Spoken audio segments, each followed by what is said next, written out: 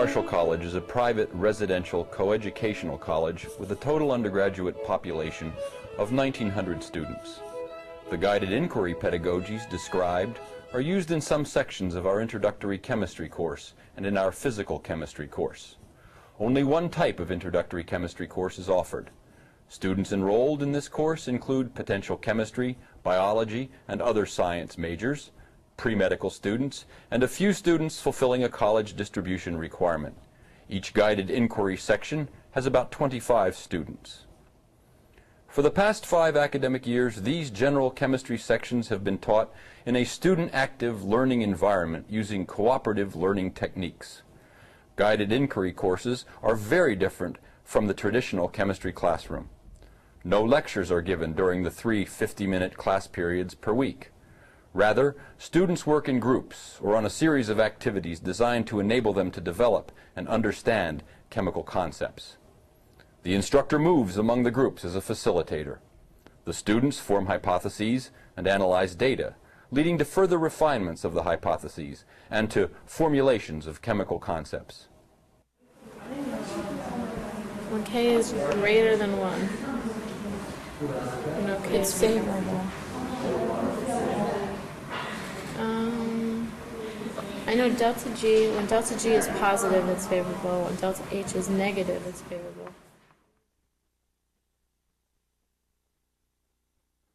But I don't... This is thermodynamically unfavorable. Wait, what is it? Delta G is positive, then It's unfavorable. then K is Thermodynamically, it's unfavorable. unfavorable. Yeah, so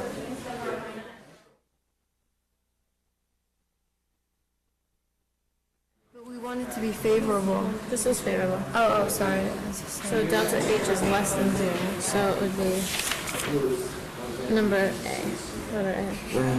Can we explain that?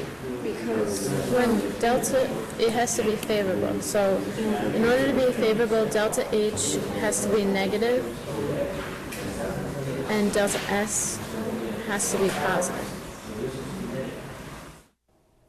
The major premises of this implementation are that students learn better when they are actively engaged and thinking in class.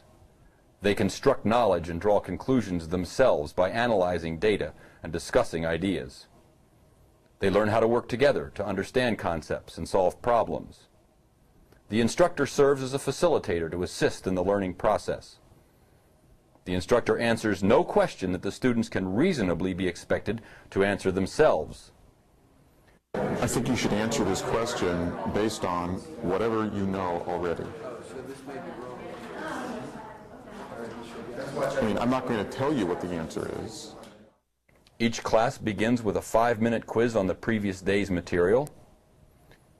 Every class period, each member of the group is assigned a new role: manager, recorder, technician, presenter. The membership of the groups changes frequently at first, less frequently as the semester progresses. The groups use guided inquiry activities which follow the learning cycle paradigm to develop and learn concepts. Students are expected to reinforce learning by reading the appropriate sections of the textbook after the introduction of concepts in class. The instructor spends most of the period moving among the groups, observing and listening to the group's discussions. For each group, the instructor examines the recorder's answers to the critical thinking questions, reading over the shoulder of the recorder. These are considered to be the official group answers.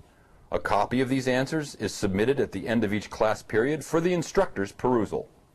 This provides an opportunity for feedback to the groups and to catch any confusion or misunderstanding which may have been missed during class.